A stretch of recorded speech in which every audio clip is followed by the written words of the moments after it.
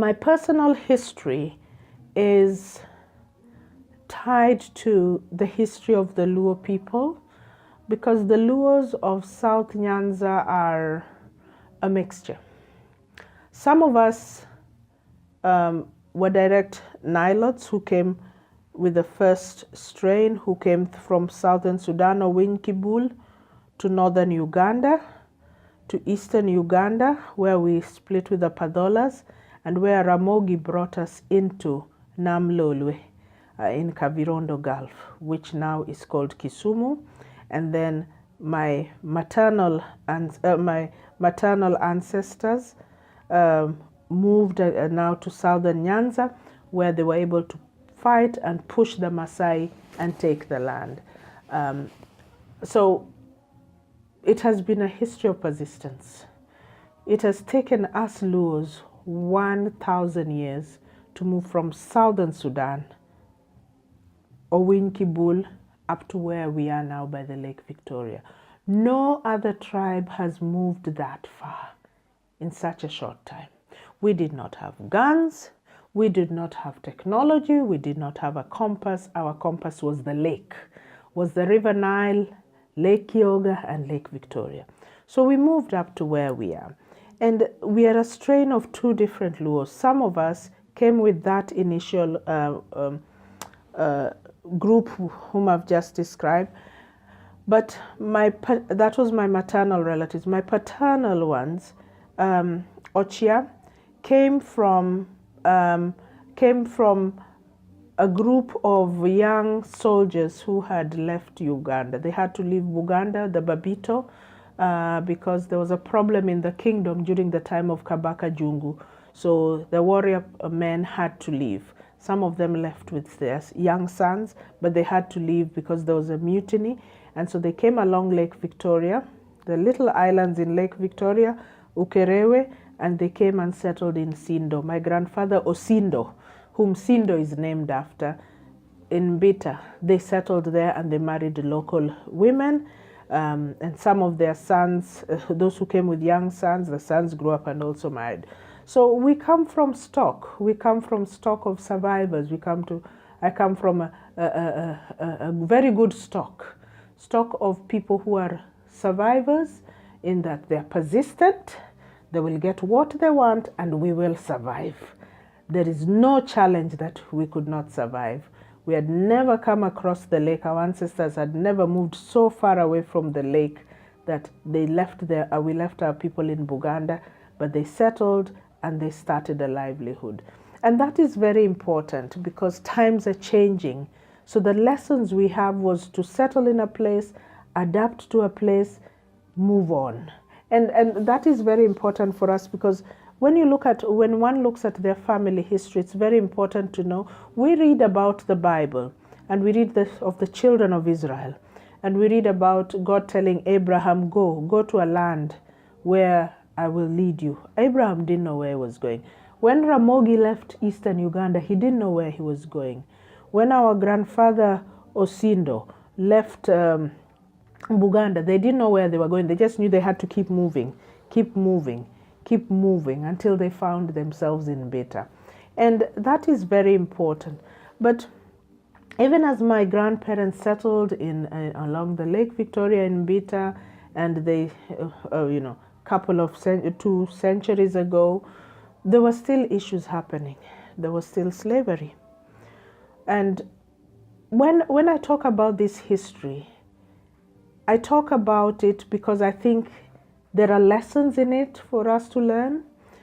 There is an aspect of the Luo that very little is known about. The Luo were actually targeted by the Arab slave drivers. The Arabs used to come along the Lake Victoria because the Arabs needed men who could go and work. So they came along the river, and as it was narrated to me by my ancestors, my great-grandfather, my father's grandfather, was taken slave. What used to happen is that as the men would finish their work, they would shower in the evening by the lake shore. There were times when the clothes would be found and the person would not be found. They wouldn't return home in the evening. And people were puzzled and wondered, and at some point they thought the lake eats people. Nam chamoji, that the lake consumes, because if a person drowned, surely the body would be, found floating after some time.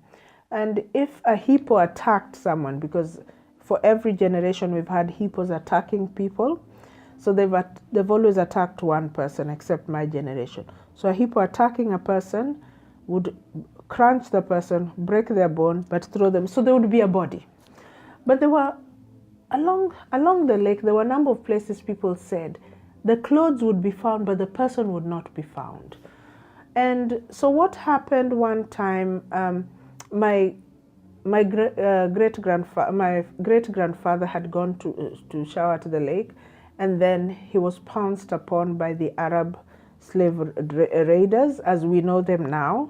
At that time, he didn't know. He just mentioned people in white, wrapped, and they took him. Of course, they took him. He didn't have clothes, so one of the things is they wrap him in clothes so he looks like them. And in the boat, he found other people also, and they also didn't have the lower 6 teeth, so he could tell. That was our way of identification, Onagi. We are called Onagi, meaning the people with 6 teeth removed. The Kalenjins removed 2, we removed 6, and there's a history behind that. So they went with him, and he noticed they would do the same thing they did to him, they did to others. He would notice they would go along the lake, they would stay in the middle of the lake at night, but in the daytime, they would be staying in the swampy areas or among the floating islands. And then in the evenings, they would target young men. Sometimes they would see some people and they wouldn't go for them. And he realized that they were going mainly for the strong ones, the stout ones, because they needed stock they were going to sell in the market. And then after what my grandfather counted to be 2 moons, because that time they counted it from full moon, half crescent, and then they came to this place where he did not understand what they were saying, but there were many people like him. Many of them were stout like him. Many of them had 6 teeth missing, and what we today know as a holding cell. So they would keep them there, and now we know it as around Lake Kyoga. Lake Kyoga is where the Nile comes down and branches, and it's swampy, so there's a lot of place. So they would keep them there, and in the middle of the night they would send them on. They would put them. But my grandfather was a very keen person. He observed that they would ship off, especially the noisy ones. So what he decided was to be calm and quiet, to be submissive, to not to resist. And that endeared them. So like Joseph in the Bible, they put him in charge of the others. So he was put to look over the others, be in charge of the others, when they had to go and eat, when they had to do this, sort of like a prefect. But he said there were many, in many numbers, and every night or every second night, some would arrive, but also a bigger boat would leave with them. And they never saw them again. And he couldn't count how many there were. But he says he thinks he stayed there for about 3 moons, with some arriving, some leaving, some arriving and some leaving. Now that is what today we know as the slave trade. Because the slave trade among the Arabs, people think that it happened people don't know that it happened also along Lake Victoria. So it came to the turn, and most of them were finished, and my grandfather was also put in a boat. But he had observed that these people trusted him. So he wasn't chained and tied like the others, because wherever they left him, they would find him sitting. Whatever they told him to do, they'd find he's done. So what then they did was they put him in a boat, and it was his turn to leave. Remember, when they were coming, he had observed the hills and so on. They had come, he had observed that when they had come on following this side of the shore. And he realized that they must have done a full circuit with him when they captured him from Lake Victoria. So he had observed that, and he had also observed that the Arabs don't stay awake very long, that after they eat, they often doze off. So before they left with the ship, he noted the people he was going with, he noted where they sat, and as they went out, before they left sight of land, when they were in the middle of the lake, my grandfather recounted that he was sitting near one of the Arabs, and what he did, the Arab was dozing off, and he hit the man really hard, As the Arab man fell with his gun into the lake, my grandpa jumped into the lake, great-grandpa, and swam and swam and swam. And he came to what today they know as Busoga. That's still in Uganda. And he communicated with those people. And because he had 6 teeth missing, they knew that he was from the Luo. So he stayed there for long enough to know their language, and then they gave him guidance, and he went up to eastern Uganda, walking for a few weeks. He came to the Jopadola. Padola are Luo brothers in Uganda. So he recounted to them what had happened to him, and he always counted using the moon, and so he knew that he must have been away by then around a year, because he noted that the condition of the crops of the people in the areas he was passing, he counted the moon and the seasons. So after being with the Padola for some time, then they sent him off. They said, that is our brother from the Luo. They said, your people must be looking for you. So then he went, and after some time he came to Nyanza. Now he knew where he was, but he knew he just had to stay along the lake. When my grandfather finally arrived home, people had long thought he was dead. So first of all, people ran. Luckily, he came back to among our people, because you just get to know them by clan. We knew how the clans were arranged along the lake. So when he came there, they thought he was a walking ghost, because he had become very dark. He was very brown, but now he had become very dark because of being out and in the things I've just mentioned. So it was he who mentioned, and for the first time, his mother checked a birthmark on his body, and that's how they identified that it was him. Yeah, because we didn't have identity cards. So he came back, and it's from him that they got to know where people were disappearing. Where the lake was not eating people, but people were being taken away from the lake. So from then, people were more alert. They got to know. He informed the elders got to know, so and so. So one of the first things he had to do was marry, because when he had been abducted, he didn't have any children, and they feared that he was lost. So now, after doing the normal rituals and sacrifices to cleanse him, then what they did was he married. And he had my father's grandfather, who ended up being our great-grandfather.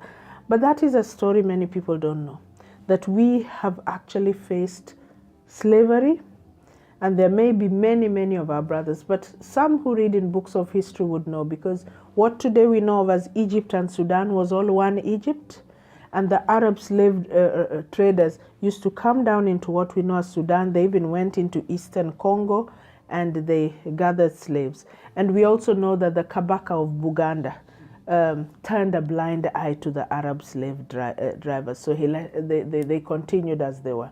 So the lesson from that is that I don't take for granted freedom. Secondly, I don't take it for granted our resilience. Where I come from, which is Kochia, we are known to be very assertive. We are known to be warriors. We were the warrior clan of my people. And we take things head on. But we first try to sit and analyze, and that may take a while. That was how people made decisions in the Luo community. So resilience was important for us as a people. Resilience was not just important in warding off evil or fights or warring clans. Resilience was very important for us also as a people to ensure our survival. We had locust invasions, we had droughts, we had famines, but in all that we had to survive. And we had to survive in an area where we were not the first, where we had not grown up. We were lake people, but now we had to start growing crops. We were lake people, but now we had to adapt to living on land. Africanus.